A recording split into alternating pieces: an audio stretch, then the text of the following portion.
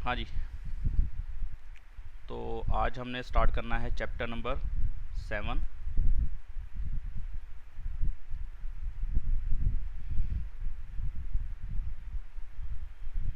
Coordinate geometry को। Coordinate geometry same topic 9th standard में हमने पढ़ा था, यही नाम था चैप्टर का। Chapter number 3 coordinate geometry. वहाँ पे हमने कोऑर्डिनेट सिस्टम को पढ़ा था। कार्टेशियन प्लेन पे, कार्टेशियन प्लेन कौन सा, जहाँ पे एक्स एक्सिस और वाई एक्सिस आता है, एक्स एक्सिस और वाई एक्सिस, ठीक है। तो इस सिस्टम पे हमने पढ़ा था कि यार ये जो पॉइंट है इसकी जो पोजीशन है इसको बोलते हैं हम कोऑर्डिनेट, इसको बोलते हैं हम कोऑर्डिनेट,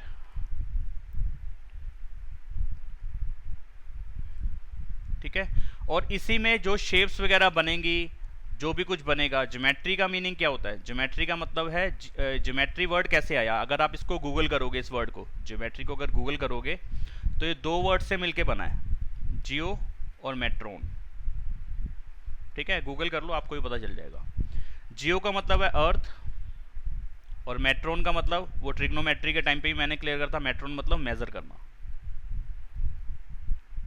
ठीक है, मेजर करना। तो अर्थ को मेजर करना ही क्या है, ज्योमेट्री। अब अर्थ को मेजर करने का मतलब, अर्थ में क्या क्या चीज़ें हैं, अर्थ में शेप्स हैं, ठीक है ना, कोई भी चीज़ जो है वो कोई ना कोई शेप है उसकी, तो शेप को मेजर करना एक तरीके से। तो ज्योमेट्री ये हो गया अर्थ को मेजर करना। और मैथ्स के अंदर अगर हम इसका मीनिंग समझते हैं तो उसका मतलब है, इसको अगर मैथ्स के हिसाब से देखें इस वर्ड को, ज्योमेट्री को, तो उसका मतलब है हम शेप्स को स्टडी कर रहे हैं। हम क्वेश्चंस किस टाइप के पढ़ेंगे, या तो किसी शेप से रिलेटेड होंगे इसके अंदर, या कोई वो फिगर होगी, या स्पेस में किसी तरीके का हम काम करेंगे। तो इन सब बातों पे डिपेंडेंट जो क्वेश्चन होंगे वो ज्योमेट्री में हम पढ़ते हैं। और कोऑर्डिनेट ज्योमेट्री मतलब, अब जब हम किसी कार्टेशियन प्लेन के ऊपर पॉइंट्स प्लॉट करेंगे, उससे कोई फिगर बन रही है तो उसको स्टडी करेंगे, तो वो कोऑर्डिनेट ज्योमेट्री है, ठीक है जी। ये है कोऑर्डिनेट ज्योमेट्री। तो चलो ये लिखा रहने देता हूँ, वैसे कोई इतनी बड़ी बात नहीं कि इसको समझ ना पाओ आप, ठीक है। तो अब जरा आप कोऑर्डिनेट पे ही काम करते हैं। तो वहाँ पे हमने 9th स्टैंडर्ड में पढ़ा था कि क्या,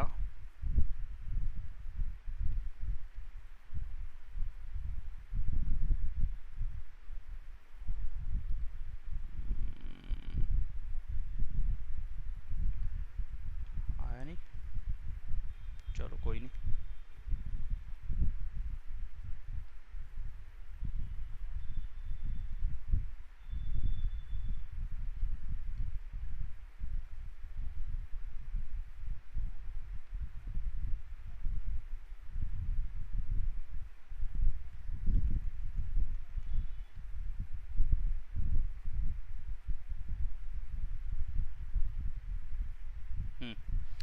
ये हो गया हमारा एक्स एक्सिस और ये हो गया हमारा वाई एक्सिस, ठीक है।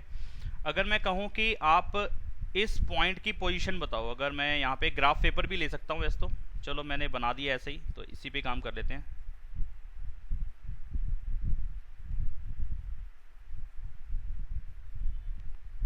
One two three four five six seven eight, ऐसे इधर नेगेटिव चलेंगे, नेगेटिव एक्स एक्सिस होता है, ठीक है। एक्स है लेकिन नेगेटिव है, तो -1 -2 -3। अब जब आप अपना ये कार्टेशियन पेपर या ग्राफ पेपर अपना आप खुद बनाते हो इस तरीके से, तो आपको इसमें मेन बात ध्यान रखनी होती है कि इसमें जो गैप है ले रहे हो ना आप, ये इक्वल आने चाहिए। ऐसा ना हो कि आप इस तरीके से ले रहे हैं 1 2 3 4, बेतुके नहीं, तो फिर आप काम नहीं सही कर पाओगे इस पर, ठीक है। तो गैप हमारे को बराबर लेने होंगे, डिस्टेंस सेम लेना पड़ेगा। अंदाजे से ले रहे हैं, लगभग सेम आए, एकदम तो ठीक नहीं आ सकता, ये नहीं कह सकता कि मेरे सारे बराबर होंगे, लगभग लगभग बराबर लग रहे हैं, लेकिन एकदम तो फिर भी नहीं होंगे, हो भी सकते हैं, मुझे थोड़ा ना मालूम है।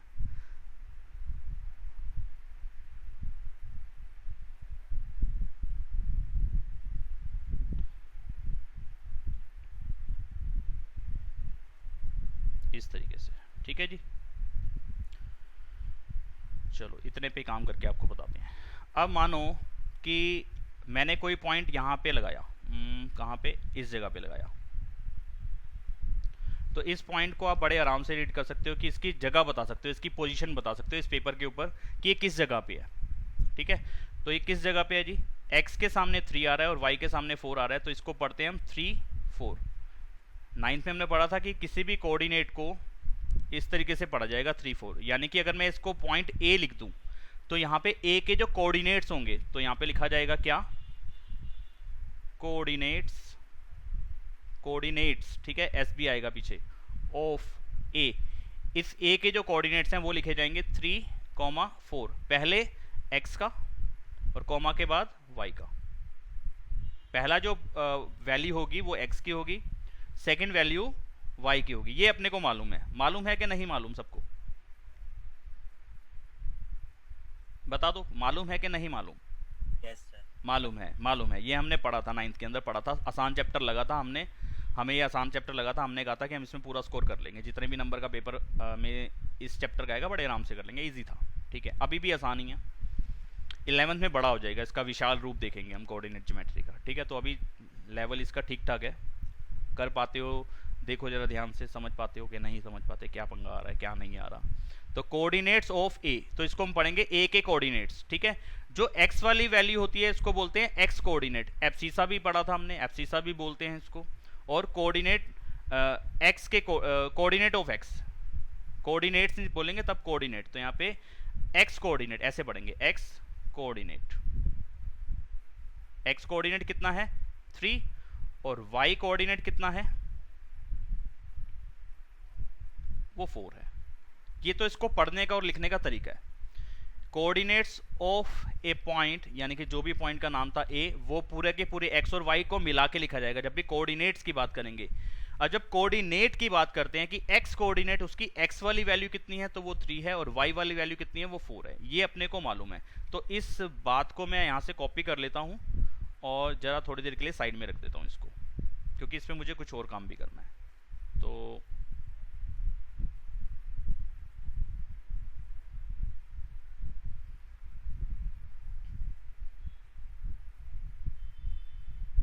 चलो, अब क्या करना है जी इसमें।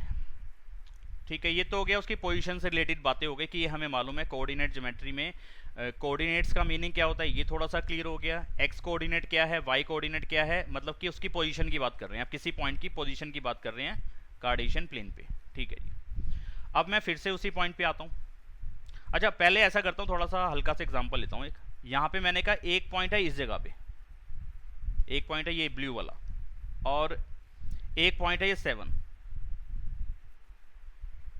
ठीक है, बताओ कि अगर इस वाले पॉइंट को मैं ए नाम दे दूं और इस पॉइंट को मैं बी नाम दे दूं तो ए और बी का डिस्टेंस कितना है, ए और बी का डिस्टेंस कितना है 7। बड़े आराम से बता दोगे यार, 7 है।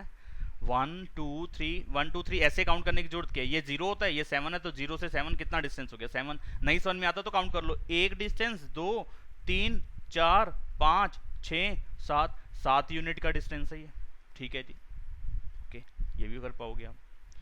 अच्छा, अगर मैं बोलूं कि भाई एक पॉइंट ये है मेरे बेटे, एक पॉइंट ये है, ये सी, एक पॉइंट अगेन बी, सी और बी का डिस्टेंस कितना है बताओ।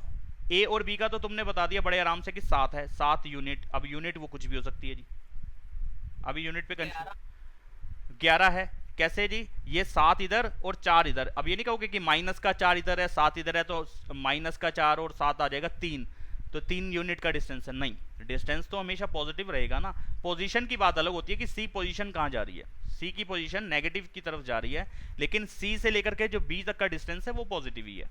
ठीक है, यानी कि 1 2 3 4 ये हो गए, 7 ये थे, 7 और 4 11, 11 यूनिट्स। इतना क्लियर है ना अपने को, ये छोटी छोटी सी बातें बताई जा रही हैं। ठीक है जी, इतना हमें क्लियर है सर, ओके। मैंने कहा कि ए से बी का डिस्टेंस निकालना है तो कितना होगा, ए और बी का डिस्टेंस कितना है, आराम से बता पाओगे। 7 यूनिट का डिस्टेंस है, ए और बी का डिस्टेंस 7 यूनिट्स है। हाँ जी, 7 यूनिट्स है। अगर मैं कहूंगा सी और ए का डिस्टेंस कितना है, ए और सी का डिस्टेंस या सी और ए का डिस्टेंस कितना है, ए सी डिस्टेंस कितना है, आप कहेंगे -4। -4 नहीं बोलेंगे, डिस्टेंस कितना है, पोजीशन माइनस की तरफ है, ये बात ठीक है, लेकिन उसकी जो लेंथ है वो कितनी है, 1 2 3 4, 4 यूनिट्स। ये बड़े आराम से आप बता पा रहे हो कि नहीं बता पा रहे हो सभी जने? हाँ जी सर, बता पा रहे हैं। आसान सी बात है, कोई दिक्कत वाली बात ही नहीं है। ठीक है, अब मैं थोड़ा सा इसमें काम ये करता हूँ कि एक पॉइंट ले लेता हूँ यहाँ पे। कहाँ पे लिया? आसपास के ले लेते हैं, क्योंकि मैंने ज़्यादा बड़ा ग्राफ पेपर नहीं बनाया, नहीं लिया जिस पे ज़्यादा पॉइंट्स डाल सकूँ। ये पॉइंट ले लिया एक, ये रहा पॉइंट। ठीक है, अब एक पॉइंट ले लिया, यहाँ ले लेता हूँ 5 के सामने और 7 के सामने। ठीक है, इसके कोऑर्डिनेट्स आ गए 7, 5, इसके कोऑर्डिनेट्स आ गए 3 और 2। अब मैं कहूँ यार 3 और 7, सॉरी, इस पॉइंट का नाम दे दिया मैंने D और इस पॉइंट का नाम दे दिया E। दूसरा कलर लेता हूँ।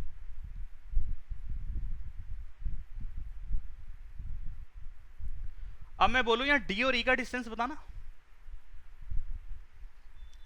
अब थोड़ी सी दिक्कत लग रही है, अब दिक्कत लग रही है। ये सीधी सीधी लाइन वाला तो मैं बता पाऊंगा, इधर भी बता पाऊंगा, इधर भी बता पाऊंगा और कहीं पे भी बता पाऊंगा, यानी कि इधर और इधर ही सीधी लाइन बनेगी। या ऐसे भी बन सकती है कहीं।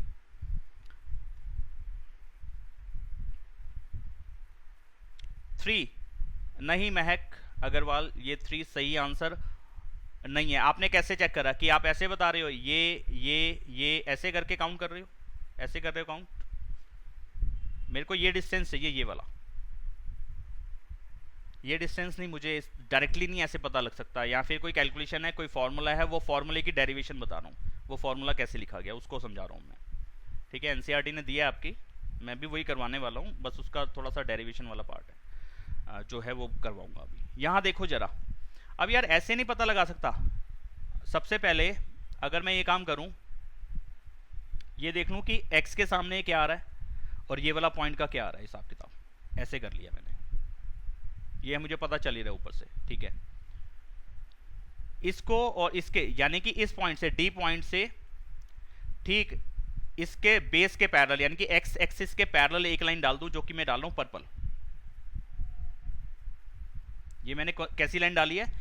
ये मैंने बेस के पैरेलल, बेस मतलब एक्स एक्सिस के पैरेलल एक लाइन डाल दी यहां से। ठीक है, तो ठीक है जी, इतना क्लियर हो गया, ये हो गया। ऐसे ही क्या करा मैंने, यहां से 7, 5 वाले पॉइंट से एक लाइन डाल दी पर्पल के ऊपर परपेंडिकुलर, ये वाली लाइन ये डाल दी, जो कि ऑलरेडी वो ऑरेंज वाली दिखा दी थी मैंने। ये एक लाइन डाल दी परपेंडिकुलर, यानी कि परपेंडिकुलर डालने का मतलब था ये वाई एक्सिस के पैरेलल है। ये किसके पैरेलल है? वाई के पैरेलल है। अच्छा जी, ठीक है। अब ये सारी बातें मैं हटा रहा हूँ, ये नीचे से जो ए बी वगैरह लिखा था ये सब हटा रहा हूँ, क्योंकि मुझे यहाँ पे कुछ कैलकुलेशंस करके दिखानी है आपको। और ये वाले पॉइंट्स तो मैं नहीं हटा पाऊंगा क्योंकि वो सारा कुछ ही इरेज हो जाएगा। तो अब जरा ध्यान दो। अच्छा यार, ये देखना, अगर मैं बोलूँ इस पर्पल लाइन की लेंथ कितनी है, आप बता सकते हो? पर्पल लाइन की लेंथ कितनी है? पर्पल लाइन कितनी होगी, बता सकते हो? या तो आप ऐसे काउंट कर लो, 1 2 3 4, ये 4 बन रही है, 4 बन रही है ये। ठीक है, लेकिन अगर मैं इस 4 को लिखना चाहूँ तो कुछ और तरीके से लिख सकता हूँ। हाँ लिख सकता हूँ। कैसे? यहाँ से लेकर यहाँ तक कितना है? 7, 0 से लेकर के, यानी कि अगर मैं इस पर्पल लाइन के से होती हुई एक लाइन ले जाऊं जो कि वाई एक्सिस को टच कर जाए। समझने वाली बात है ये, ध्यान से देखना, ये डॉटेड ले जा रहा हूं। ठीक है, तो मैं ऐसे लिख सकता हूं कि जो db का डिस्टेंस है वो इस पूरे डिस्टेंस का, यानी कि यहां से लेकर के यहां तक का डिस्टेंस जो भी था उसमें से ये वाला डिस्टेंस माइनस कर दो स्टार्टिंग का। या उसी बात को नीचे देख लोगे तो और अच्छा समझ में आ जाएगा, यहाँ पे थोड़ी कंफ्यूजन रह सकती है। नीचे देख लो जरा, पर्पल लाइन पे फोकस करो कि पर्पल लाइन का डिस्टेंस निकालना, मैं किस तरीके से कैलकुलेशन दिखा रहा हूँ इसकी। यहाँ ए पॉइंट से लेकर के बी पॉइंट तक का जो भी डिस्टेंस था, ए से बी तक का जो भी डिस्टेंस था, उसमें से ये स्टार्टिंग के ये तीन पॉइंट हटा दूं तो मेरे को ये वाला डिस्टेंस मिल जाएगा ना। ऐसे लिख सकता हूँ कि 7 - 3 ये 4 के इक्वल आया। बोलो ये बात समझ में आई तुम्हें? 7 - 3 4 बनाइए पर्पल डिस्टेंस, जो पर्पल लाइन थी उसका डिस्टेंस ये 4 ही बनेगा। ऐसे लिख सकता हूं 7 - 3।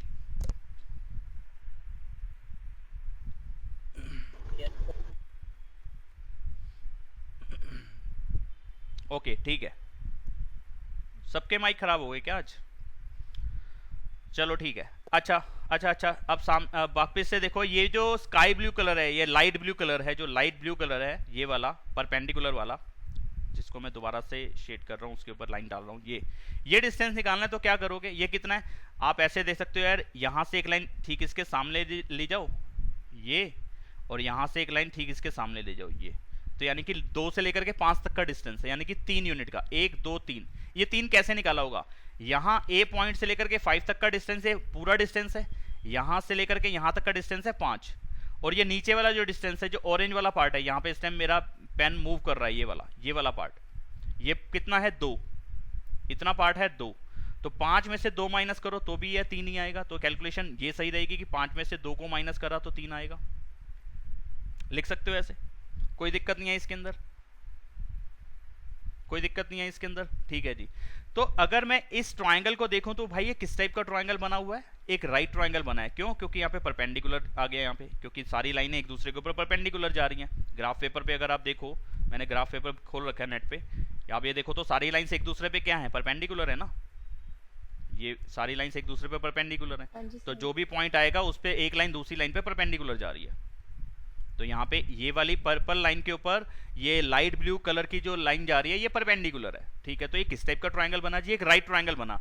राइट ट्रायंगल के अंदर जोन सी चीज मुझे फाइंड करनी थी, जो रेड वाली लाइन मुझे फाइंड करनी थी, इसका ही तो डिस्टेंस चाहिए था, यही डिस्टेंस तो चाहिए था रेड वाला। ये रेड डिस्टेंस क्या काम कर रहा है भाई, हाइपोटेन्यूज का, हाइपोटेन्यूज का काम कर रहा है ना। तो अगर मैं इस राइट ट्रायंगल में से परपेंडिकुलर, हाँ जी मुझे मालूम है 3 है, बेस 4 मुझे मालूम है, तो मैं इसका डिस्टेंस बड़े आराम से निकाल सकता हूँ पाइथागोरस का यूज करके। यानी कि मैं कह सकता हूँ h स्क्वायर की वैल्यू होगी 4 का स्क्वायर प्लस 3 का स्क्वायर। ये बेस वाला पार्ट आ गया, यानी कि ऐसा करता हूँ मैं उसी कलर से लिख देता हूँ ये सारी चीजें, थोड़ा सा मैचिंग सही हो जाएगी। कि ये h वाला पार्ट रेड वाली लाइन है, परपेंडिकुलर वाला पार्ट ये लाइट ब्लू कलर वाला पार्ट था, और प्लस का साइन मैं ऑरेंज कलर से ले लेता हूँ, और ये पर्पल वाली लेंथ को पर्पल कलर से ही लिख रहा हूँ। बोलो बात समझ में आ रही है कि नहीं आ रही, यही रूल लगेगा उसके अंदर, पाइथागोरस ही लगाओगे।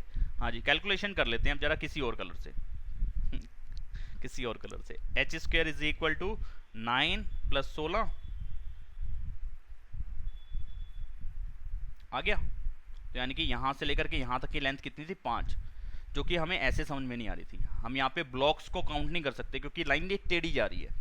सीधी सीधी में तो सीधा सीधा काम हो जाएगा, लेकिन जब लाइंस टेढ़ी जाएंगी तो उसमें एक पॉइंट से दूसरे पॉइंट का डिस्टेंस निकालने के लिए हमें कुछ कैलकुलेशन के स्टेप्स तो ये हैं, जब हमें सारे पॉइंट्स एकदम मालूम रहेंगे, ठीक है। यहाँ पे तो नंबर की फॉर्म में नंबर वाली बात थी। क्या अगर वो ऐसे ही बोले कोई यार वो 20 और 3 एक पॉइंट है, और माइनस का 40 और माइनस का 7 एक पॉइंट है, इसका डिस्टेंस निकालो, तो क्या मैं पहले प्लॉटिंग करूंगा इसकी, फिर ये इस तरीके से एक रफ डायग्राम बनाऊंगा और उस पर काम करूंगा, तो फिर तो मैं बड़ा टाइम ले जाऊंगा यार।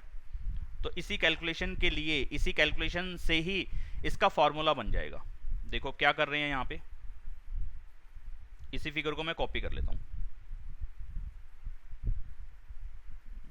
क्या करूँ, कॉपी करूँ या ऐसा करता हूँ, मैं ग्राफ पेपर कॉपी करता हूँ, उस पर काम कराता हूँ। थोड़ी देर और लगेगी लेकिन अच्छे से क्लियर हो जाएगा फॉर्मूले वाला पार्ट। लो, ग्राफ पेपर ही नहीं खुला हुआ, खुल जा सिम सिम।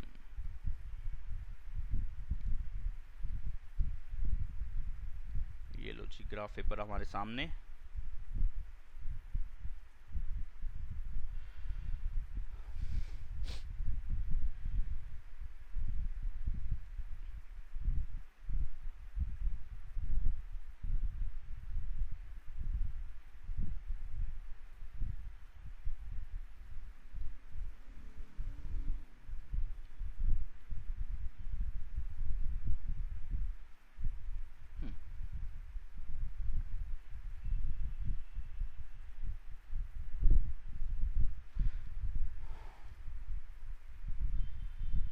तो यहाँ पे मैंने मानो कि एक पॉइंट ये लिया, ध्यान दो जरा, मैं नंबर पे नहीं, अब किसी और तरीके से समझा रहा हूँ मैं, जरा ध्यान देना इधर। एक पॉइंट ये ले लिया मैंने, ये वाला, ठीक है, और दूसरा पॉइंट ले लिया ये यहाँ पे कहीं पे, ये पॉइंट नहीं नज़र आ रहा, थोड़ा सा दूसरे कलर से ले लेते हैं, रेड कलर से लेते हैं, ये वाला पॉइंट, ठीक है।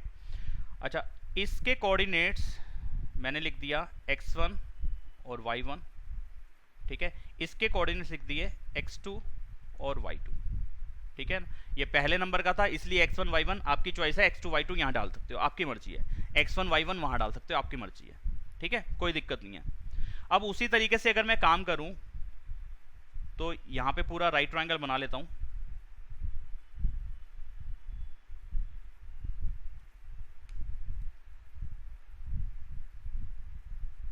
मुझे ये डिस्टेंस निकालना है, ये वाला, ये डिस्टेंस, यानी कि ए और बी का डिस्टेंस निकालना है। ए बी डिस्टेंस को मुझे निकालना है, क्वेश्चन मार्क है, ये निकालना है। कैसे करूं, क्या काम करूं? अब यहाँ पे मैंने नंबर हटा दिए, यहाँ पे जो न्यूमेरिक वैल्यूज थी वो हटा दी, x1 y1 डाल दिया, वहाँ पे x2 y2 डाल दिया।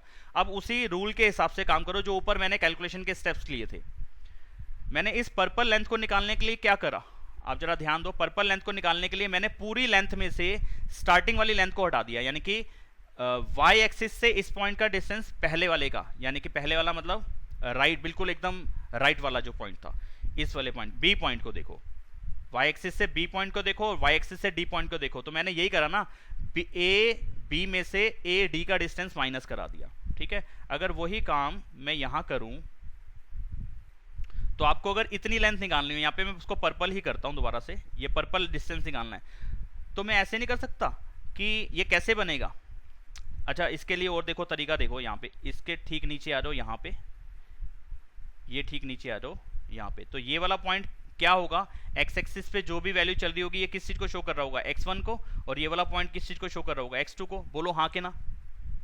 अगर मानो कि यहाँ पे 2 होता तो इस पॉइंट के कोऑर्डिनेट क्या लिखते, 2 कॉमा कुछ, और ये पॉइंट अगर 2 के बाद 3 4 5 6 होता तो इस वाले पॉइंट के कोऑर्डिनेट क्या लिखते, 6 कॉमा कुछ। अभी मैं y पे नहीं जा रहा हूँ, y पे अभी जाऊंगा, फिलहाल मैं x का काम करा रहा हूँ, इसलिए मैंने एक्स एक्स वाले पॉइंट डाले हैं। इस बात को समझ पा रहे हो कि नहीं समझ पा रहे? ये डेरिवेशन वाला पार्ट है बेटा, ये सिर्फ समझने के लिए है, इसका यूज नहीं रहेगा। यूज इन द सेंस कि डायरेक्टली आपसे नहीं पूछा जाएगा कि इस फॉर्मूले को डिराइव करो। ये समझने वाली चीज है, समझाने वाली बात है। समझ में आ जाए तो ठीक है, नहीं तो एक सिंपल सा फॉर्मूला अभी जो बन जाएगा ना, हमने रट्टा तो उसका मारना है। समझा रहा हूँ, समझोगे तो बढ़िया है, क्योंकि आगे जब आप मैथ्स करोगे ना बड़ी क्लासेस में, तो सिर्फ रटे रटाए रूल से काम नहीं चलता, थोड़ा समझ में आना जरूरी होता है क्वेश्चंस के लिए, फिगर डायग्राम। तो वो चीज़ क्लियर कर रहा हूँ तुम्हारा, ठीक है। तो पर्पल वाला डिस्टेंस निकालने के लिए मैं ऐसे लिख सकता हूँ, देखना जरा, x2 माइनस x1। बोलो इस बात को समझे कि नहीं समझे? x2 में से x1 का डिस्टेंस निकाल दो, यानी कि अगर मैं ये डिस्टेंस निकालता तो मैं यही तो करता, 6 में से 2 माइनस कर दो 4, यही तो लिखता मैं, 6 माइनस 2, 4 यूनिट का डिस्टेंस। 4 आप काउंट कर लो, देखो 1 2 3 4, 4 यूनिट ही है। लेकिन उसको मैं ऐसे लिख सकता हूँ ना, मैं x1 और x2 के हिसाब से कैसे लिखूं, वहां पे तो नंबर था 6 और 2, माइनस कर दिया, 6 और 2 माइनस हो सकते हैं, लेकिन x2 में से x1 तो माइनस नहीं हो सकता ना। तो ये पर्पल डिस्टेंस बनेगा, यहां से लेकर के यहां तक का डिस्टेंस था x2 डिस्टेंस, यहां से लेकर के यहां तक का डिस्टेंस था x1 डिस्टेंस। x2 में से x1 को माइनस कर दो। समझ पाए कि नहीं समझ पाए? कितने बच्चे नहीं समझ पाए, हाथ खड़ा करें फटाफट से।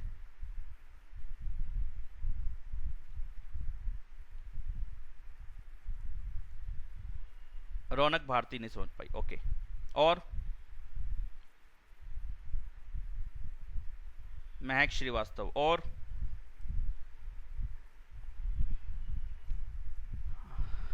हाँ देखो, आप दोनों दोबारा से देखो,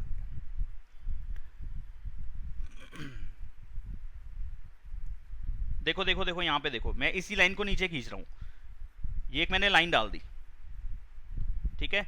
यहां पे लिख दिया P, यहां पे लिख दिया Q, यहां पे लिख दिया R, ठीक है। मैंने कहा क्यों कह रहा हूं, पी आर की जो लेंथ है, पी आर की लेंथ कितनी होगी, आप यहां पे काउंट करना, पी आर कितना होगा, आप अपना उसी के हिसाब से 1 यूनिट 2 यूनिट 3 यूनिट 4 यूनिट ऐसे काउंट कर लो। ये 1, ये 2, ये 3, ये 4, ये 5, ये 6, पी आर कितना है 6 यूनिट। पी क्यू कितना है, पी क्यू कितना है 1 यूनिट 2 यूनिट, पी क्यू कितना है 2 यूनिट। अगर मैं कहूं क्यू आर निकालो तो आप ऐसे लिख सकते हो क्या क्यू आर को, कि पी आर में से, जरा पहले डायग्राम में समझने की कोशिश करो कि क्यू आर का लेंथ अगर मुझे निकालना है तो मैं ये नहीं कर सकता कि पी आर में से पी क्यू को हटा दूं, पी आर की लेंथ में से पी क्यू को माइनस कर दूं तो क्यू आर ही बचेगा, ये नहीं लिख सकता हूं ना। तो मैंने वही लिख दिया कि पी आर में से पी क्यू को माइनस कर दो। अब पी क्यू का डिस्टेंस, सॉरी पी आर का डिस्टेंस कितना है 6, और पी क्यू का डिस्टेंस कितना है 2, 6 में से 2 गया कितना आया 4, ठीक है। अब अगर मैं इस चीज को लिख दूं कि यार ये वाला जो डिस्टेंस है, ये अगर ये पॉइंट x2 लिखा हुआ है तो ये लेंथ कितनी हो जाएगी, P से लेकर के यहां तक x2, और पी क्यू का डिस्टेंस जो है वो हमारे पास x1 है, तो मैं ये नहीं लिख सकता कि क्यू आर का डिस्टेंस कैसे बनेगा कि भाई x2 में से x1 को माइनस करो, ऐसे लिख सकता हूं। आप समझ में आ गया समझ में? ठीक है जी, वेरी गुड। अगर समझ में आ गया तो मैं इसको इरेज कर सकता हूं क्या? Yes sir. बड़ी मेहरबानी आपकी। तो मैंने वही काम ऊपर कर दिया, क्योंकि वहां नंबर नहीं प्रॉपरली मालूम थे। 2 और 6 तो मालूम है, लेकिन 2 और 6 की जगह x1 और x2 आ जाए। x1 का मतलब है यहां से लेकर के यहां तक का डिस्टेंस x1 है, x2 का मतलब है यहां से लेकर के यहां तक का डिस्टेंस x2 लेंथ है। ये कहने का मतलब है यहाँ पे, इसमें कंफ्यूज मत होना आप। अच्छा ऐसे जरा y में देखना, जरा y जो परपेंडिकुलर लाइन है ये ऑरेंज वाली, ऑरेंज को ऐसा करता हूँ, कलर डाल देता हूँ रेड। ये रेड लेंथ निकालनी है, तो क्या करूं, यहां से लेकर के जरा इस साइड पे देखो, y एक्सिस पे काम कर रहा हूं मैं। यहां से लेकर के यहां तक की लेंथ में से ये नीचे वाला ग्रीन वाला पार्ट अगर मैं हटा दूं, ये ग्रीन वाला पार्ट हटा दूं, तो ये वाली जो लेंथ बचेगी जिसको मैंने काटा है, ये वाली लेंथ एक्चुअल में रेड लेंथ के इक्वल है ना, रेड वाली लेंथ बन जाएगी। वो कैसे बनेगी, ये वाला पॉइंट है y2 और ये वाला पॉइंट है y1। देखो यहाँ पे y1 के सामने आ रहा है तो ये y1 होना चाहिए, y2 यहाँ आ रहा है तो ये वाला पॉइंट कितना होना चाहिए, y2। तो ये वाला जो ये पोजीशन यानी कि जो रेड लेंथ है, इस रेड लेंथ को निकालने के लिए मैं क्या करूंगा, y2 में से y1 माइनस कर दो, इस पूरे में से इतने पार्ट को हटा दो, तो ऊपर रेड वाली लेंथ मिल जाएगी मुझे। तो मैं इस रेड लेंथ को लिख सकता हूं y2 में से y1 को माइनस कर दो। बोलो हाँ के ना? हाँ ठीक। अब मुझे ए बी निकालना है, तो ए बी के लिए तो भाई ये ट्राइंगल बन रहा है, राइट ट्राइंगल। तो इन यहाँ छोटा छोटा साइड में लिख रहा हूँ, चलो थोड़ा बड़ा भी लिख सकते हैं, तो स्पेस बन गया, इतना ठीक है। तो यहाँ मैं लिख रहा हूँ in right triangle A B C, Pythagoras theorem का यूज कर रहा हूँ। जैसे ऊपर कैलकुलेशन के स्टेप्स थे ऐसे ही यहाँ पे रहेंगे। अब हाइपोटेन्यूज कितना है, यहाँ पे ए बी ही है, वहाँ पे भी ए बी था शायद, चलो जो भी था मुझे नहीं मालूम फिलहाल क्या रखा था मैंने ऊपर। ए बी का स्क्वायर किसके इक्वल रहेगा, ए सी के स्क्वायर के प्लस बी सी के स्क्वायर के। हाँ जी, पाइथागोरस यही कहती है। ए बी की लेंथ तो मुझे निकालनी है, तो ए बी की वैल्यू कितनी आ जाएगी, ऐसे लिख सकता हूँ ए सी का स्क्वायर प्लस बी सी का स्क्वायर, इधर से रूट हटाते हैं तो इधर हो जाए।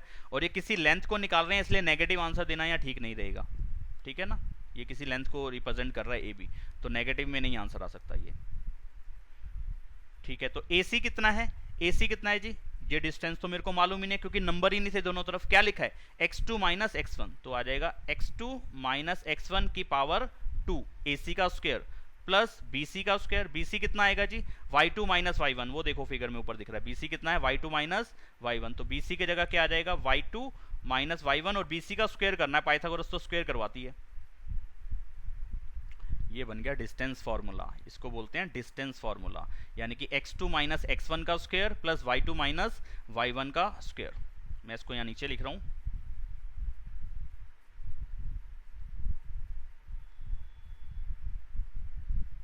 डिस्टेंस फॉर्मूला क्या है। अगर आपको दो कोऑर्डिनेट से थोड़ा स्पेस बनाता हूँ पहले इसमें, अगर दो कोऑर्डिनेट्स थे ए, इसके कोऑर्डिनेट तुमने अपनी मर्जी से मान लिया कि इसको पहला कोऑर्डिनेट मानता हूँ x1 y1 और दूसरा b था x2 y2। अगर मैं a और b का डिस्टेंस निकालना चाहता हूँ तो रूल कहता है कि भाई दो कोऑर्डिनेट्स के बीच का डिस्टेंस निकालने का रूल बना x2 माइनस x1 का square plus y2 minus y1 का स्क्वायर। ये ऊपर वाला जो मैंने ऊपर अभी लिख के दिखाया ये आपके सामने है, देख लो वही चीज़ यहाँ लिख रहा हूँ, x2 माइनस x1 का स्क्वायर और y2 माइनस y1 का स्क्वायर। अब इसी रूल को हम ऐसे भी लिख सकते हैं, x1 माइनस x2 का स्क्वायर और y1 माइनस y2 का स्क्वायर। क्यों जी, क्यों लिख सकते हैं, ये तो गड़बड़ नहीं हो जाएगी? नहीं होगी, क्यों, ये बना a माइनस बी का स्क्वायर और बना b माइनस ए का स्क्वायर। यही तो करा तुमने, पहले x2 माइनस x1 लिखा, बाद में x1 माइनस x2 लिख दिया, पहले वाले को बाद में कर दिया, बाद वाले को पहले कर दिया। a माइनस बी और b माइनस ए ये इक्वल नहीं होते, ये इक्वल नहीं होते, a माइनस बी और b माइनस ए इक्वल नहीं होते। लेकिन जैसे इनकी पावर 2 कर देते हैं, पावर 2, तो ये इक्वल आ जाते हैं। रीजन, क्योंकि नेगेटिव साइन अगर कहीं आ रहा होगा माइनस करने के बाद, यानी कि इसका एक एग्जांपल लेता हूं, अगर 4 में से 3 को माइनस करो तो आता है 1, और 3 में से 4 को माइनस करो तो आता है माइनस का 1। ये इक्वल नहीं है, ये इक्वल नहीं है। लेकिन जैसे इनकी पावर 2 कर दी तो ये भी प्लस का 1 था, प्लस का 1 ही रहा, लेकिन जो -1 की पावर 2 थी वो भी क्या आ गया, प्लस का 1 आ गया, प्लस का 1 आ गया। ठीक है, तो जैसे ही a माइनस बी होगा और b माइनस होगा, ये तो इक्वल नहीं है, b माइनस ए और a माइनस बी इक्वल नहीं है, लेकिन पावर 2 होल का स्क्वायर फिर ये इक्वल है। इसलिए x2 माइनस x1 स्क्वायर लिखो या x1 माइनस x2 स्क्वायर लिखो, रिजल्ट सेम आएगा, आउटपुट एक ही आएगा। सेम y2 माइनस y1 का होल स्क्वायर और y1 माइनस y2 का होल स्क्वायर सेम आएगा। इसलिए फॉर्मूला चाहे ऐसे रूप में याद रख लो या ऐसे रूप में याद रख लो। अब तुम्हारा एक डाउट ये खत्म हो जाएगा कि सर पहले किसको लेना है, x1 y1 a को लेना है या b को लेना है। अब वो डाउट यहाँ क्लियर हो गया, किसी को भी पहले किसी को भी बाद में लिख दो, आउटपुट तुम्हारा सेम ही आएगा, डिस्टेंस इक्वल ही आएगा। ठीक है जी, ये डेरिवेशन वाला पार्ट था। ये पहला फॉर्मूला है जो पहली एक्सरसाइज पे काम करेगा, जो आपके बुक है ना एनसीईआरटी, उसकी जो पहली एक्सरसाइज है वो इसी फॉर्मूले पे बेस्ड है। तो डिस्टेंस रूल क्या है, डिस्टेंस फॉर्मूला क्या है, दो के बीच का डिस्टेंस निकालना है तो x1 माइनस x2 का square plus y2 minus y1 का स्क्वायर होल का रूट कर दो। और x1 और y1 किसको मानना है, x2 और y2 किसको मानना है, वो आपकी अपनी चॉइस है। पहले वाले को x1 y1 मान सकते हो या दूसरे वाले को x1 y1 मान सकते हो। ठीक है, बात समझ में आई, बोलो अब समझ में आई कि नहीं आई बात। चलिए अब क्वेश्चन स्टार्ट कर देते हैं, अब क्वेश्चन स्टार्ट करते हैं, इस पे काम कर देते हैं।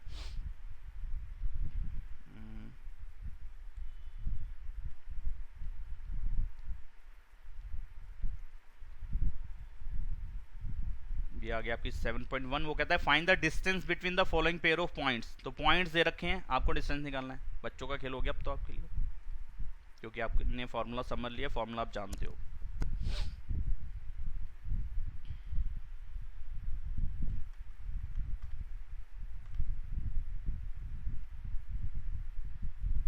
ठीक है, तो फर्स्ट पार्ट के लिए अगर मैं इसको a मान लूँ और इसको b मान लूँ तो a b का डिस्टेंस बन जाएगा।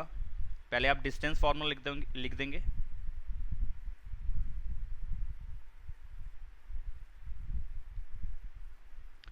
x2 माइनस x1 का square plus y2 minus y1 का स्क्वायर, स्क्वायर थोड़ा नीचे आ गया, और पूरे का रूट रहेगा। ठीक है, अब यहाँ पे कहीं मेंशन या शो करने की या आपको दिखाने की जरूरत नहीं है, मैं इसको x1 y1 मान रहा हूँ, उसको x2 y2 मान रहा हूँ, अपनी खोपड़ी में रखना जरूरी है। ठीक है, तो आप ऐसे लिखेंगे ए बी का डिस्टेंस आ जाएगा। अब इसमें से इस वाले पॉइंट्स को माइनस कराना चाहते हो या आगे में से पीछे वाले को माइनस कराना चाहते हो, आपकी अपनी श्रद्धा भावना है। ठीक है, तो 1 मिनट का टाइम रह गया अभी, तो एक क्वेश्चन तो मैं फटाफट करा ही देता हूँ। तो मैं पीछे वाले को x2 y2 मान रहा हूँ, पहले वाले को x1 y1 मान रहा हूँ, इसी फॉर्मूले पे काम कर रहा हूँ। तो यानी कि ये नहीं हो जाएगा 4, ये आया x2 की जगह पे और x1 की जगह पे क्या आया 2, 4 माइनस 2 का स्क्वायर। यानी कि x में से x वाली वैल्यू माइनस करानी है, y में से y वाली वैल्यू माइनस करानी है। कितना आसान है, दिमाग में रखना कितना आसान है कि x में से x वाली वैल्यू माइनस करानी है, y में से y वाली वैल्यू माइनस करानी है, और दोनों की पावर 2 कर देनी है, बीच में प्लस का साइन आना है, पूरे का रूट कर देना है। ठीक है, तो बस कर रहे हैं 1 माइनस 3। अच्छा जी, अगला स्टेप 4 माइनस 2 आया 2, 2 का स्क्वायर, 1 माइनस 3 आया माइनस का 2, इसका स्क्वायर।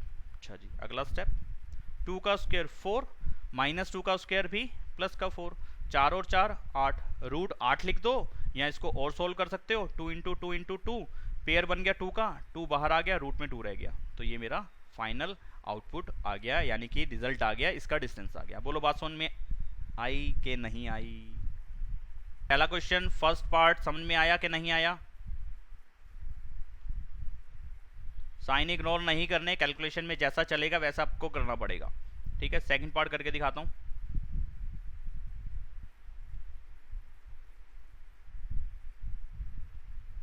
ये है पॉइंट्स, ए पॉइंट मैंने मान लिया -5 7 को, और बी के कोऑर्डिनेट्स मान लिए -1 -3, यानी कि -1 -3 जो बी के कोऑर्डिनेट लिख दिए, -5 और 7 ए के कोऑर्डिनेट लिख दिए। अब ए बी का डिस्टेंस मुझे निकालना है, तो ए बी का डिस्टेंस क्या आ जाएगा किस में से किसको माइनस करना है, एक्स में से एक्स वाली वैल्यू माइनस करनी है, वाई में से वाई वाली वैल्यू माइनस करनी है। तो प्रॉपर फॉर्मूले के हिसाब से कर रहा हूँ। ये x1 y1 की जगह पे है, ये x2 और y2 की जगह पे है। फॉर्मूला कहता था x2 माइनस x1 का स्क्वायर, यानी कि -1 x2 माइनस -5, प्रॉपर कैलकुलेशन इसका स्क्वायर ये बनेगा। माइनस हम रूल के हिसाब से कर रहे हैं, लेकिन अपने जो कोऑर्डिनेट्स की वैल्यूज हैं वो भी माइनस में वो लेके आए हैं, तो उसी के हिसाब से जो कैलकुलेशन बनेगी वो बनेगी +3 माइनस 7 का स्क्वायर। ये बोलो पहला स्टेप लिखना आ रहा है, इसमें कोई साइन मिस्टेक कोई गड़बड़ तो नहीं लग रही आपको, जो बात समझ में ना आई हो?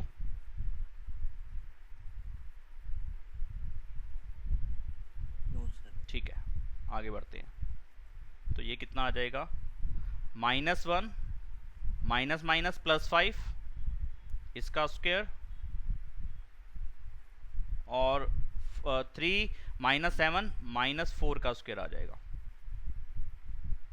जरूरी नहीं है कि आप सारे स्टेप्स लिख के दिखाएं, आप डायरेक्टली कैलकुलेशन खुद भी कर सकते थे, दिमाग में करके डायरेक्टली नंबर लिख सकते थे, कोई फर्क नहीं पड़ने वाला उससे। टीचर ये नहीं चाहता कि आप ये एक एक स्टेप मुझे करके दिखाओ, ठीक है? तो -1 और प्लस का 5 कितना आ जाएगा, प्लस का 4 आ जाएगा, और -4 का स्क्वायर, चलो -4 का स्क्वायर ही लिख देते हैं, अगले स्टेप में कैलकुलेशन कर देते हैं। 4 का स्क्वायर प्लस में 16, और -4 का स्क्वायर वो भी प्लस में 16 आएगा। 16 और 16 कितना हो जाएगा, 32, और 32 के फैक्टर करोगे तो कितना आ जाएगा? ये प्राइम फैक्टर्स तो नहीं है, लेकिन फैक्टर्स से ठीक है, इससे मेरा काम बन जाएगा। होना एक्चुअलिटी में यहाँ पे प्राइम फैक्टराइजेशन होनी चाहिए, तब सही आता है एकदम, मतलब कि कई बार हम उस प्राइम फैक्टराइजेशन ना करें तो गलत आने के चांसेस हो जाते हैं। फिलहाल अपने को थोड़ा सा आइडिया था, इसलिए ऐसे भी काम चल जाएगा। इतना डिस्टेंस आ गया उसका 4√2, ठीक है जी, समझ पा रहे हो आप लोग? नेक्स्ट पे आते हैं।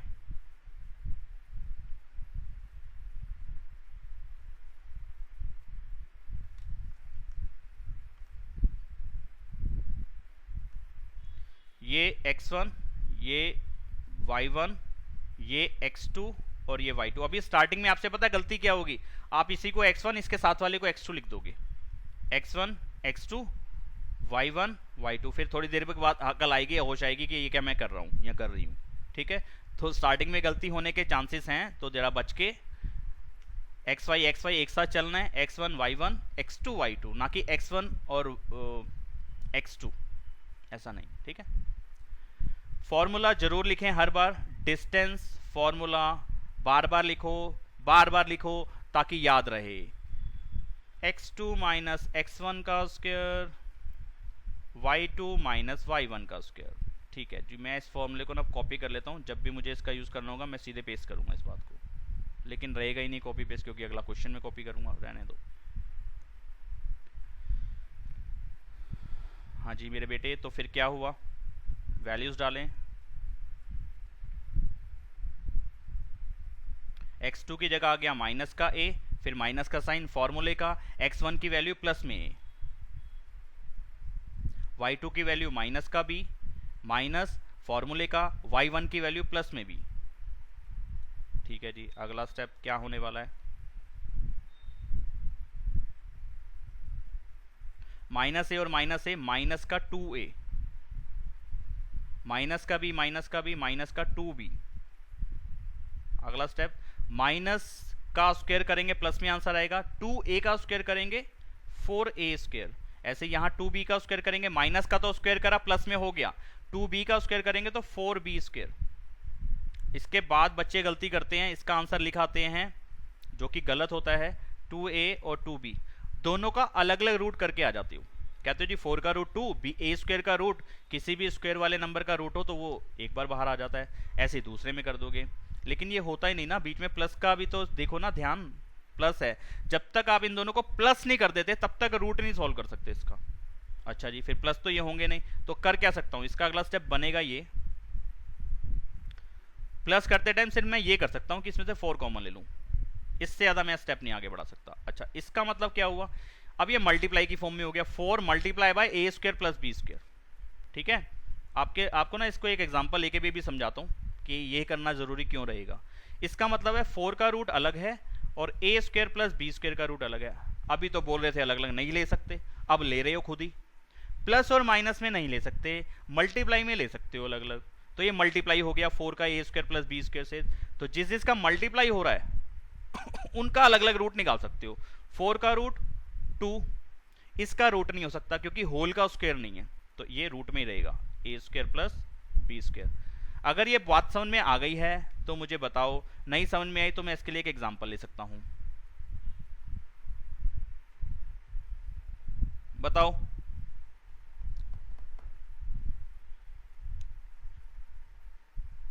आ गई सभी को बात समझ? चलो ठीक है, फिर आ गई है तो आ गई महक अग्रवाल, ठीक है जी। आगे बढ़ जाते हैं। प्रश्न संख्या 2, उसका साइज थोड़ा सा कर लेते हैं बड़ा।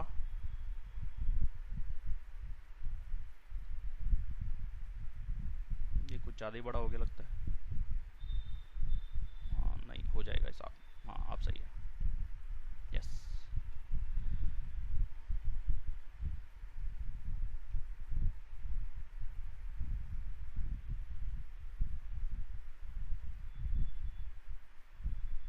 ये कहाँ पेस्ट हो गया?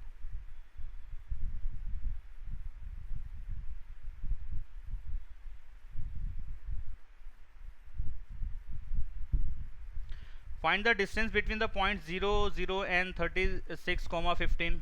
हाँ जी निकाल सकते हैं आप तो बड़े आराम से। अब ये प्लॉटिंग करके करना कितना मुश्किल रहता कि ग्राफ पेपर पे 36-15 को प्लॉट करना कितना मुश्किल रहता, तो ये फॉर्मूले का काम इसीलिए था, ठीक है। Can you now find the distance between the two towns A and be discussed in section 7.2। तो वो आप देख लेना 7.2 सेक्शन के अंदर क्या क्वेश्चन है और उसका डिस्टेंस क्या तुम निकाल सकते हो या निकाल सकते हो नहीं निकाल सकते, वो देख लेना। और इसका डिस्टेंस भी मैं नहीं निकाल के दिखा रहा हूँ क्योंकि सिंपल डिस्टेंस फॉर्मूला है ना, कर लोगे इसको तो 36 माइनस 0 का स्क्वायर और 15 माइनस 0 का स्क्वायर। तो इसमें एक ना रूल एक और नया बन जाता है, खैर उसको लिखने की या याद रखने की जरूरत नहीं है, वो अपने आप दिमाग में अपने आप प्रैक्टिस के बाद याद रहना अपने आप शुरू हो जाता है, अलग से रटने की जरूरत नहीं रहती। क्या रूल बनेगा अगर इसके हिसाब से डिस्टेंस निकालोगे? तो ये नहीं होगा 36 माइनस 0 का स्क्वायर और 15 माइनस 0 का स्क्वायर। तो जब भी ओरिजिन से किसी का डिस्टेंस निकालते हो तो उन दोनों पॉइंट्स का अलग अलग ही स्क्वायर हो रहा है, देख रहे हो आप। बचेगा क्या? 36 का स्क्वायर और 15 का स्क्वायर, और इसकी कैलकुलेशन कर लेना, आंसर आ जाएगा आपके सामने। अगले प्रश्न की ओर। बेहतरीन क्वेश्चन, पेपर में आने लायक, लेकिन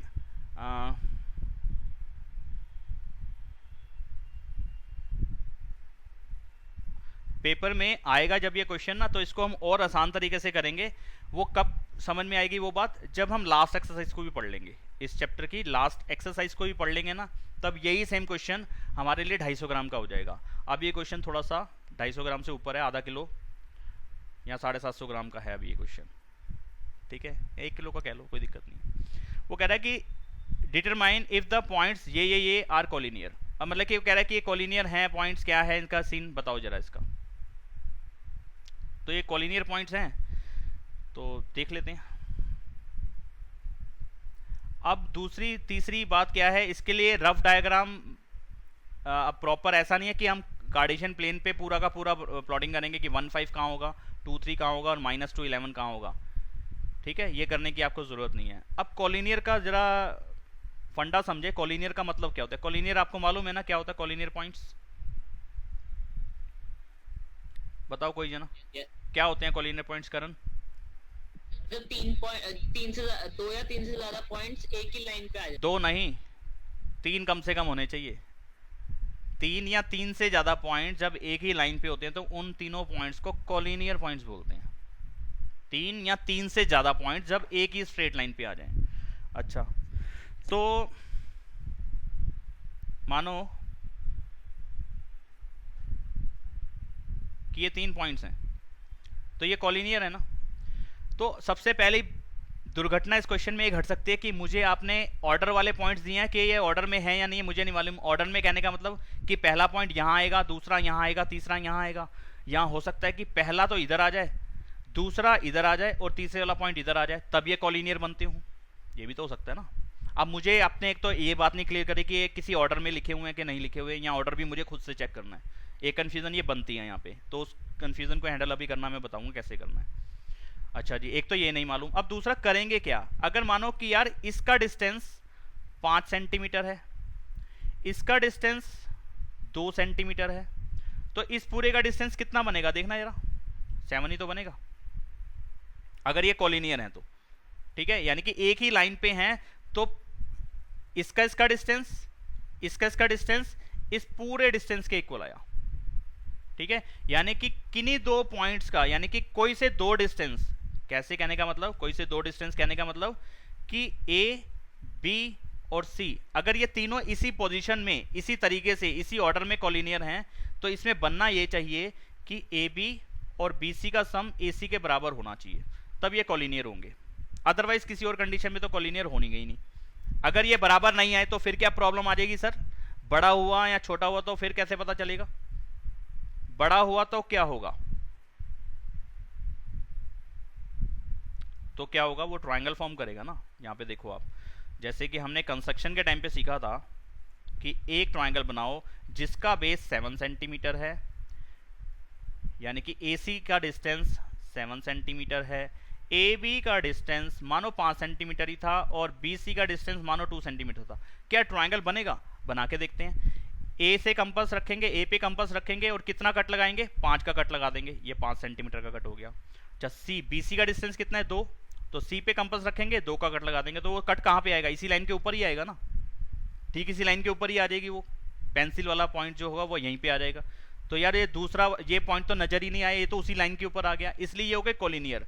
अगर ये 5 की जगह कर दूं इसको 6 या 7, 6 कर दूं, तो ये क्या होगा, ये कट ऐसे जाएगा 6 वाला, और 2 वाला कट ऐसे जाएगा, ऐसे जाएगा ना। और ये दोनों पॉइंट्स कहाँ इंटरसेक्ट हुई, ये दोनों आर्क कहाँ इंटरसेक्ट हुई, ऊपर इसी पॉइंट पे हुई, तो ये बन गया ट्राइंगल। तो ये कॉलिनियर नहीं है। ठीक है, कॉलिनियर होने का मतलब है कि किन्हीं दो डिस्टेंस का सम तीसरे के इक्वल आ जाए, किसी दो का डिस्टेंस। ठीक है, तो वहां पे ऑर्डर नहीं दिया, मुझे क्लियर नहीं है इस बात को, मैं कर पा रहा हूं कि ऑर्डर में दिए हैं तीनों पॉइंट्स के नहीं, तो मैं उस पंगे से पहले तो अपने आप को बचाता हूं। मैं क्या करूंगा, इसी प्रॉपर्टी का यूज करूंगा, लेकिन पहले वहां पे तीनों डिस्टेंस निकाल लूंगा। समझ पाए जो मैंने अभी डायग्राम पे समझाई बात? यस ओके, तो मैं अपनी तरफ से इसको ए मान रहा हूँ, इसको बी मान रहा हूँ, इसको सी मान रहा हूँ। मैं कर रहा हूँ बेटा ए बी का डिस्टेंस निकाल लो, मैं तीनों डिस्टेंस निकाल लूंगा, ए बी का भी निकाल लूंगा, बी सी का भी निकाल लूंगा और ए सी का भी निकाल लूंगा। तीनों डिस्टेंस निकालने हैं जब भी कॉलिनियर के लिए आएगा। अभी के लिए फिलहाल फर्स्ट एक्सरसाइज के लिए चलिए करते हैं, ए बी डिस्टेंस को निकालते हैं। तो कितना हो जाएगा, रूल मैं अब नहीं लिख रहा हूँ, डायरेक्टली कैलकुलेशन पे आ रहा हूँ। तो 2 - 1, अगर किसी को दिक्कत हो जरूर पूछना, 3 - 5 ये लिखोगे आप। यानी कि ए बी जब मैं पॉइंट्स ले रहा हूँ तो मैं पहले वाले को x1 y1 मान रहा हूँ, दूसरे वाले को x2 y2 मान रहा हूँ, और फॉर्मूला वही अप्लाई कर रहा हूँ, x2 - x1 का स्क्वायर प्लस y2 - y1 का स्क्वायर। ठीक है जी, कैलकुलेशन बढ़ा देते हैं आगे। 2 - 1 1 आएगा, 1 का स्क्वायर 1 ही आ जाएगा, 1 लिख दिया डायरेक्टली। 3 - 5 आएगा माइनस का 2, और माइनस के 2 का स्क्वायर प्लस में 4। ठीक है जी, तो थोड़ा रूट का साइन छोटा कर लेते हैं। ये कितना आ गया, रूट में 5 आ गया। ठीक है, साइड करा, आगे बढ़ जाते हैं। फिर मैं BC का डिस्टेंस निकाल लेता हूं। तो क्या लिखूं, -2 का स्क्वायर, यानी कि अब मैं B वाले पॉइंट को x1 y1 मान रहा हूं, और C के जो कोऑर्डिनेट्स हैं उसको x2 y2 मान रहा हूं। तो हर बार आपको मेंशन करने की, इस चीज को बताने की जरूरत नहीं है, वहां पे दिखाने की जरूरत नहीं है कि किसको x1 और किसको x2 ले रहा हूं, किसको y1 और किसको x1 y1 ले रहा हूं और किसको x2 और y2 ले रहा हूं। ठीक है, बात समझ लेना आप। प्लस y2 यानी कि माइनस का 11 में से माइनस कर रहा हूं y1 की वैल्यू यानी कि 3 की वैल्यू। कैलकुलेशन के अगला स्टेप क्या आएगा, माइनस का 2 और माइनस का 2 आता है माइनस का 4, और माइनस के 4 का स्क्वायर आता है प्लस में 16। ठीक है, प्लस का साइन आ गया, माइनस का 11, माइनस का 3, माइनस का 14 आता है, और माइनस के 14 का स्क्वायर कितना आता है, मैं भूल गया यार, 256 आता है क्या, 196। देखा, सारी चीजें भूल चुका हूं मैं। इसको कर लो प्लस, 6 और 6 12, 9 और 1 10 और 1 11, 212। 212 का रूट अगर करने बैठे तो छोड़ो, उसको भी साइड करो। सर हाँ सर, जो आपने BC में फर्स्ट पॉइंट लिया है -2 -2, एक तो पॉजिटिव है और एक नेगेटिव। फिर क्या हुआ? वही तो करा मैंने। ये लिया x1 x2 लिया माइनस का 2, जो c के कोऑर्डिनेट्स हैं उसको मैंने इस टाइम पे x2 y2 लिया है। यहाँ पे लिख देता हूँ सेकंड केस में ये लिया है मैंने, फिर मैं हटाऊंगा भी इसको। ये माना है मैंने सेकंड केस में bc का, जब मैं डिस्टेंस निकालने बैठा था।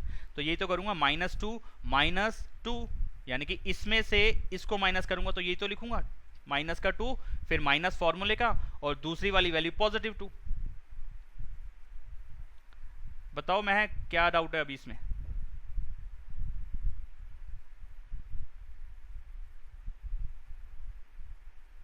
सर हो गया क्लियर। चलिए ठीक है, तो ये 3-4 स्टेप्स बैक कर लेते हैं। 1 2 3 4 5, सब कुछ तो उड़ जाएगा मेरा यहाँ पे।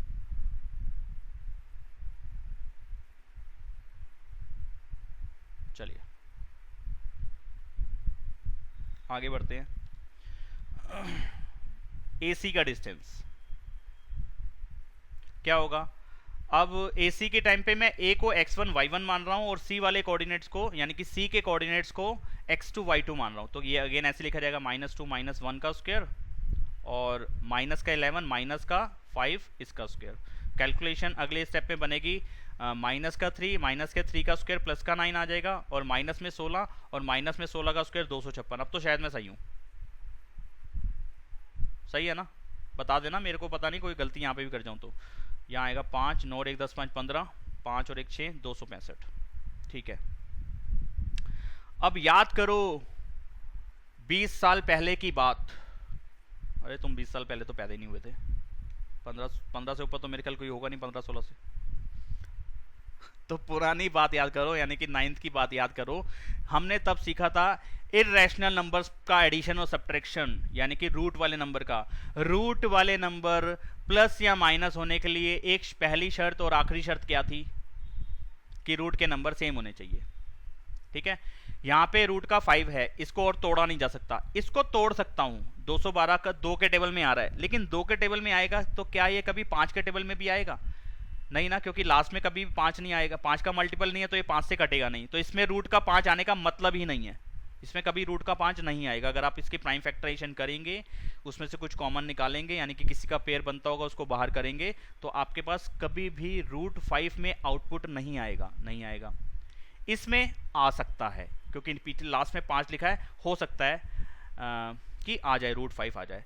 अगर इसमें भी रूट 5 आ जाता है, एक्स वाई जेड रूट 5, इसमें रूट 5 है, इसमें रूट 5 है नहीं, तो इनका सम कभी भी बराबर नहीं आएगा। यानी कि किन्हीं दो को प्लस करके किसी तीसरे के इक्वल में किसी हालत में नहीं ला पाऊंगा, क्योंकि एक के पास रूट 5 आ ही नहीं रहा। बात समझ में नहीं आई होगी मेरे ख्याल से। नहीं आई? करण को आई है, बाकियों को आई है कि नहीं आई? आ गई सर। किसको नहीं आई वो बता दे। नो, आयुष को नहीं आई। ओके, तो बताता हूं मैं। अब इसकी फुल एक्सप्लेनेशन देख लो, समझ लो क्या है। रूट 5 आ गया, 212 के फैक्टर करे,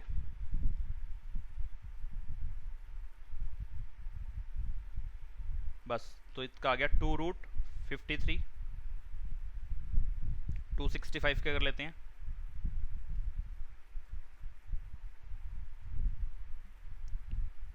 ये तो पूरा 265 ही लिखा रहेगा क्योंकि इसमें पेयर किसी का नहीं बन रहा।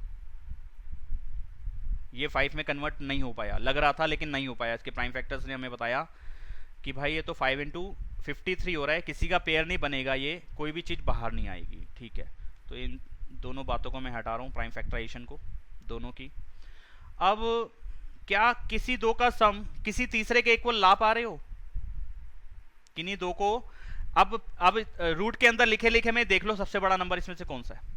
रूट के अंदर 5 है, रूट के अंदर ही 212 है, रूट के अंदर ही 265 है, इसमें सबसे बड़ा नंबर कौन सा है? 265। तो होना ये चाहिए कि इन दोनों का सम इसके इक्वल आना चाहिए, क्योंकि सबसे बड़ा तो ये है ना 265। क्या रूट 5 और रूट 212 को प्लस करके रूट 265 ला सकते हो आप? नहीं आ सकता, क्योंकि आपने जब इसको सॉल्व करा तो ये तो रूट 5 आया, जब 212 को सॉल्व करा तो आएगा 2 रूट 53। क्या रूट 5 और 2 रूट 53 को प्लस करके ये चीज ला पा रहे हो? नहीं आएगा, यानी कि जो सबसे बड़ी वैल्यू है उसके इक्वल आना चाहिए बचे हुए दो का सम। जैसे कि मैंने एक एग्जांपल लिया था, अगर याद हो, यहाँ पे लिखा था 5, यहाँ लिखा था 2, और ये टोटल कितना होगा, 7 ही होगा। तो किन्हीं दो का सम, किन्हीं दो कौन से का, जो दो छोटे थे उनका सम बड़े वाले के बराबर आना चाहिए। 5 + 2 7 के बराबर आना चाहिए। दो छोटे वाले का सम बड़े वाले के बराबर आना चाहिए। अगर ये होगा तो ये तीनों पॉइंट कोलिनियर है, अगर ये नहीं होगा तो ये तीनों पॉइंट कोलिनियर नहीं है। ठीक है, तो यहाँ कैलकुलेशन से मुझे ये आइडिया लग गया। अब इसका जो है ना वो ऑर्डर का अब कोई पंगा रह नहीं गया, क्योंकि मुझे सबसे बड़ी वैल्यू पता चल गई क्या है, 265।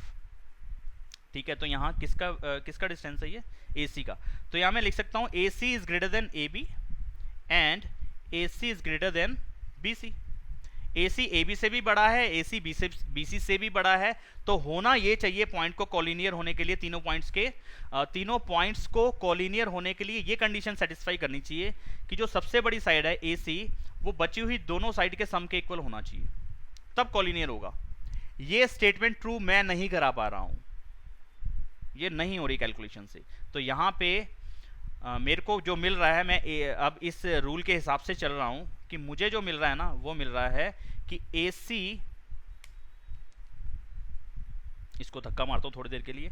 यहां पे मैं लिख रहा हूं कि सबसे बड़ी साइड है 265, तो 265 इक्वल नहीं आ रहा √5 + √212 के, यानी कि कोई बड़ी साइड जो है वो बची हुई दो छोटी साइड्स के सम के इक्वल नहीं आ पा रही। इसलिए इट इंप्लाइज कि A, B and C are non collinear points.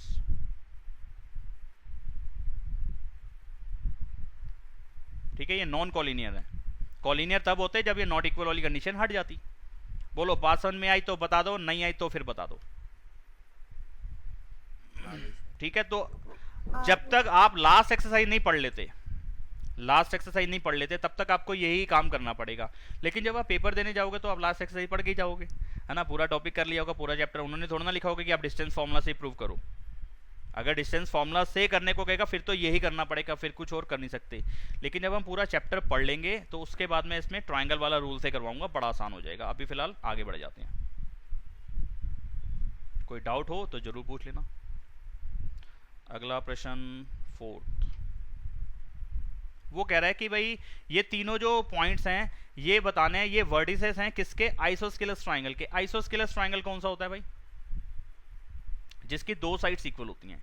एक ऐसा ट्राइंगल जिसकी दो साइड्स इक्वल हो वो आइसोस्केलस ट्राइंगल होता है। कह रहा है कि बताओ ये आइसोस्केलस ट्राइंगल है, चेक करो इस बात को। तो करते हैं। तो मैंने कहा ट्राइंगल तो बना रहे हैं तीनों पॉइंट्स आपके हिसाब से, मतलब कि वो भी कैलकुलेशन से पता चल जाएगा कि ट्राइंगल भी बन रहा है कि नहीं बन रहा। कहीं ऐसा तो नहीं कॉलिनियर पॉइंट्स बन रहे हैं, ये आप बेवकूफ़ बनाने के लिए हमसे पूछ रहे हो कि ट्राइंगल बन रहा है कि नहीं। तो कहीं पे भी कोई सा भी पॉइंट डालो, आपकी मर्जी है। कोई रफ डायग्राम के लिए आपको कार्टेशियन प्लेन का यूज़ नहीं करना कि पॉइंट की पोजीशन उसी क्वाड्रेंट में आनी चाहिए जहाँ थी, नहीं। रफ डायग्राम के अंदर कहीं कोई सा पॉइंट कहीं पे भी पे लो। 5 - 2 6 4 और 7 - 2, जबकि माइनस वाला इस साइड पे नहीं आता, प्लस वाला इस साइड पे नहीं आता। मैंने जान के ऐसे बनाया है, ठीक है, क्योंकि इसमें कार्टेशियन प्लेन प्रॉपरली नहीं चाहिए हमें, हमने रफ डायग्राम बना दिया। ठीक है, अब ये आइसोस्केलस ट्राइंगल होने का मतलब क्या है कि कोई सी भी दो लेंथ इक्वल आनी चाहिए। तो मुझे काम किस पे करना है भाई, डिस्टेंस पे काम करना है। तीनों साइड का डिस्टेंस निकाल लूँ। अगर मैं इसकी लेंथ निकाल दूँ ये 5 आ जाए, मानो इसकी लेंथ निकालूँ ये 6 आ जाए, इसकी लेंथ निकालूँ ये 5 आ जाए, तो फिर ये कह सकता हूँ नहीं आइसोस्केलस है। कह सकता हूं कि नहीं कह सकता। तो बेसिकली किस चीज पे काम करना है, किस चीज पे काम करना है, तीनों की लेंथ निकालनी पड़ेगी। और लेंथ निकालने का मतलब उनका डिस्टेंस निकालना पड़ेगा। तो कौन सा फॉर्मूला अप्लाई करना पड़ेगा, डिस्टेंस फार्मूला। ठीक है जी, तो यहां पे भी डिस्टेंस फॉर्मूले का यूज हो रहा है। ठीक है, इस पॉइंट को मैंने ए नाम दे दिया, इसको मैंने बी पॉइंट बोल दिया और इसको मैंने सी बोल दिया। तो मेरे को बेसिकली नीड है ए बी का डिस्टेंस निकालने की, बी सी का डिस्टेंस निकालने की और ए सी का डिस्टेंस निकालने की। तो पहले निकाल लो मैं ए बी का डिस्टेंस। तो करते हैं कैलकुलेशन स्टार्ट। तो जब मैं ए बी को निकालूंगा तो मैं ऊपर वाले में से नीचे वाले पॉइंट्स को माइनस करते जा रहा हूँ। 5 - 6 का स्क्वायर, एक्स में से एक्स को माइनस करा और वाई वाले में से वाई वाले को माइनस करा, उसका स्क्वायर। अगला स्टेप बनता है -1 का स्क्वायर 1, यहाँ पे बनेगा माइनस का 6, माइनस के 6 का स्क्वायर प्लस का 36, और ये आ जाएगा प्लस में √37। इसको इतना ही छोड़ा और आगे बढ़ गए। बी से डिस्टेंस को निकाल लेता हूँ। तो क्या कर रहा हूँ, अब सी वाले में से बी वाले को माइनस कर रहा हूँ, यानी कि 7 माइनस 6 का स्क्वायर फिर प्लस -2 -4 का स्क्वायर।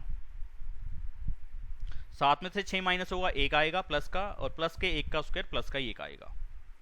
-2 में से -4 जाएगा, मतलब कि -2 -4 कैलकुलेशन करेंगे तो आएगा माइनस का 6, माइनस के 6 का स्क्वायर करेंगे प्लस का 36, और इसकी कैलकुलेशन अगेन 37 रूट के अंदर। तो दो साइड्स तो इक्वल हो गई। आइसोस्केलस यहाँ पे कंप्लीट हो गया। इक्विलेटरल तो नहीं बन रहा, कहीं तीसरा भी इक्वल तो नहीं आ रहा, चेक कर लो। तो अब मैं निकालूंगा AC का डिस्टेंस। तो कैसे निकालूं, ऊपर से नीचे को ही माइनस कर देता हूँ। 5 माइनस 7 का स्क्वायर और -2 -2 का स्क्वायर, तो यानी कि ऐसे लिखा जाएगा ना, -2 के बाद माइनस का साइन फिर -2। अगला स्टेप कैलकुलेशन, ये आएगा माइनस का 2, माइनस के 2 का स्क्वायर प्लस में 4। अगला स्टेप आएगा, ये आ गया प्लस का 2 माइनस का 2 0, 0 का स्क्वायर 0, है ना, ये ऐसे ही हुआ ना। देखो यहाँ पे कैलकुलेशन करोगे तो आएगा 2 माइनस का 2 और प्लस का 2 का स्क्वायर, तो ये क्या बन गया 0, 0 का स्क्वायर क्या होता है, 0 ही होता है।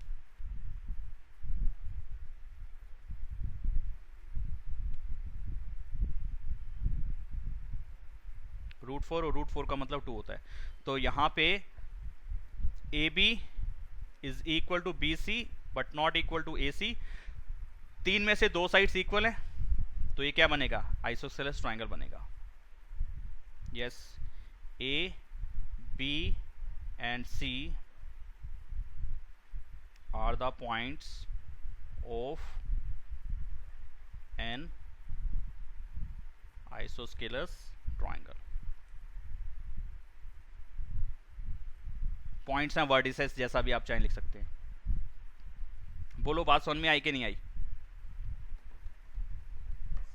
ठीक है, तो इस तरीके से करना है। ऐसे ही क्वेश्चन आपसे पूछ सकता है इक्विलेटरल ट्रायंगल का, तो आपने तीनों डिस्टेंस निकाल देने हैं, तीनों इक्वल आ गए तो इक्विलेटरल ट्रायंगल है, यस अदरवाइज नो। बस सिंपल सी बात है। तो हम काम किस पे कर रहे हैं, सिंपल सी एक बात पे काम कर रहे हैं, डिस्टेंस फार्मूले पे। अच्छा ठीक है जी, आगे बढ़ते हैं, थोड़ा से क्वेश्चन और लेने पड़ेंगे अभी।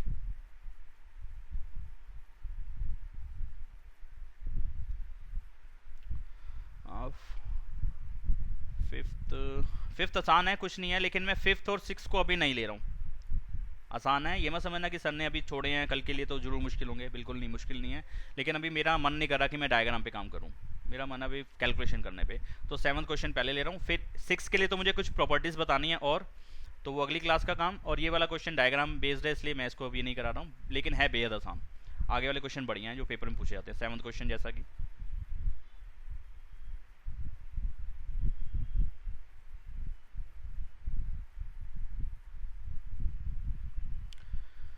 अब शुरू हो रहे हैं तुम्हारे से, मतलब कि थोड़े से अच्छे क्वेश्चन स्टार्ट हो रहे हैं अब, थोड़े से अच्छे। यहाँ पे इन्होंने क्या कहा, find the point on the x axis. ये थोड़ा सा नहीं, ये बेहद अच्छा क्वेश्चन है, बेहद अच्छा क्वेश्चन, यानी कि इंपॉर्टेंट डाल देता हूँ कि भाई अच्छा क्वेश्चन है। Find the point on the x axis. अब जरा ध्यान देना, ये ग्राफ वाले पार्ट को जरा मैं निकालता हूँ। यस, अब इस ग्राफ की लाइन पे, ग्राफ पेपर पे एक्स एक्सिस पे कोई भी पॉइंट होगा, अगर मानो ये पॉइंट होगा, इसके कोऑर्डिनेट्स क्या लिखोगे, 1 2 3 4 -4 0। अच्छा, इस वाले पॉइंट के कोऑर्डिनेट लिखना क्या लिखोगे, 1 2 3 4 4, 0। इससे अगले वाले के 5, 0, उससे अगले वाले के 6, 0, उससे अगले वाले के 7, 0, उससे अगले वाले के 8, 0। यानी कि हमने ध्यान दिया कि यार एक्स एक्सिस पे कोई भी पॉइंट है तो उसके अंदर वाई वाली वैल्यू तो 0 ही आ रही है। एक्स अपने हिसाब से चेंज होता रहेगा, एक्स जिस पोजीशन पे होगा वो पोजीशन का नंबर आ जाएगा, बाकी वाई तो 0 ही आ रहा है। अच्छा जी, तो मुझे थोड़ा आइडिया लग गया।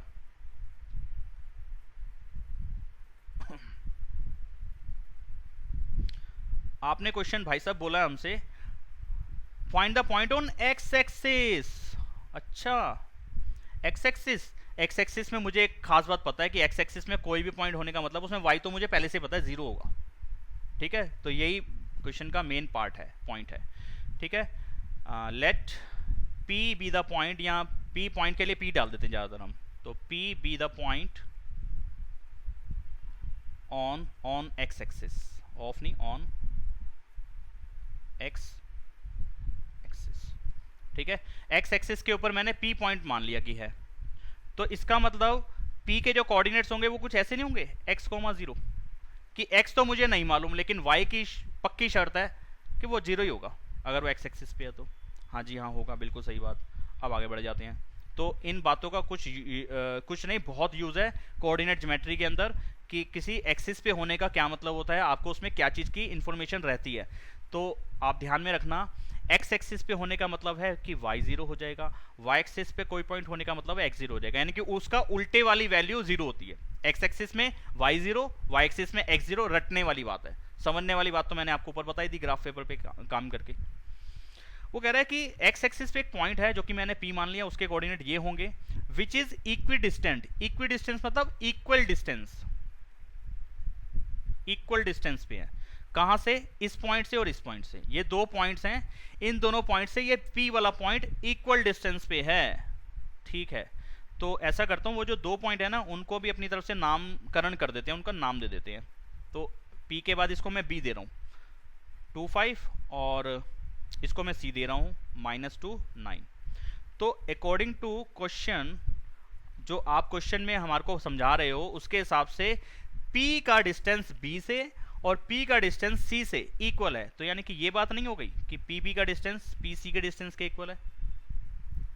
तो कोऑर्डिनेट ज्योमेट्री के अंदर जब भी मैं PB लिख रहा हूं तो इसका मतलब PB डिस्टेंस को बता रहा है, PB की लेंथ को बता रहा है, ठीक है। ऐसे PC लाइन या PC पॉइंट का, दोनों P और C का डिस्टेंस को बता रहा है। बोलो ये बात समझ में आई कि नहीं आई? नहीं सर। नहीं आई? क्लियर ही नहीं हो रहा, यस और नो? नहीं सर। जिसको समझ में नहीं आई वो हाथ खड़ा करो।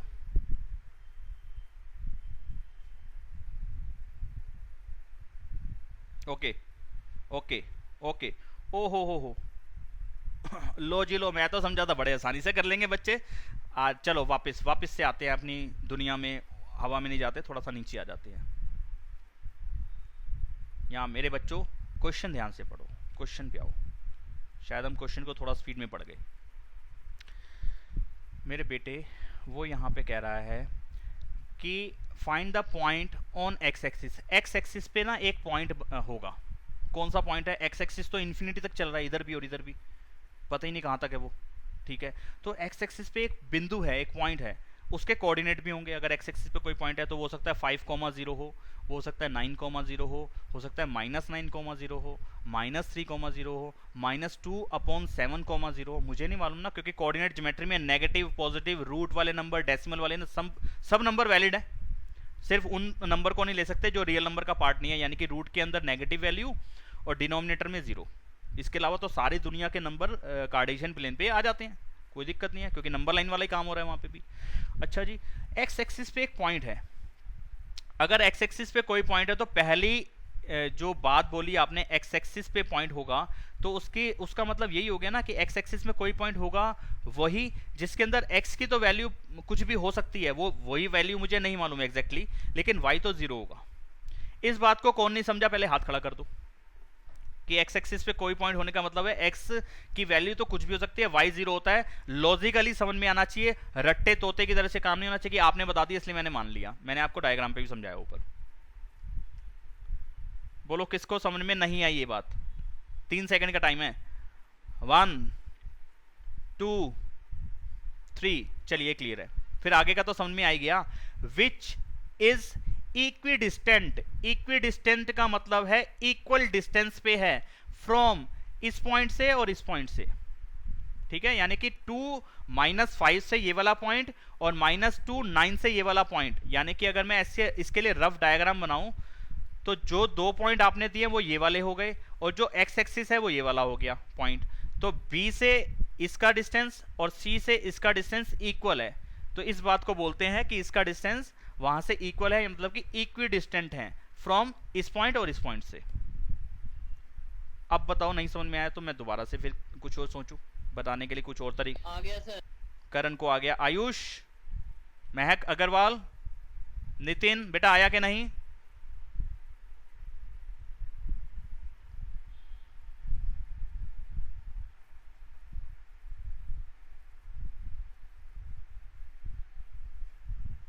आ गया मान लूं? जी सर आ गया सर। अब जान छोड़ दो बस, सीधी सी बात तो ये है। लेकिन ये क्वेश्चन तो कम से कम करा के छोड़ूंगा ना।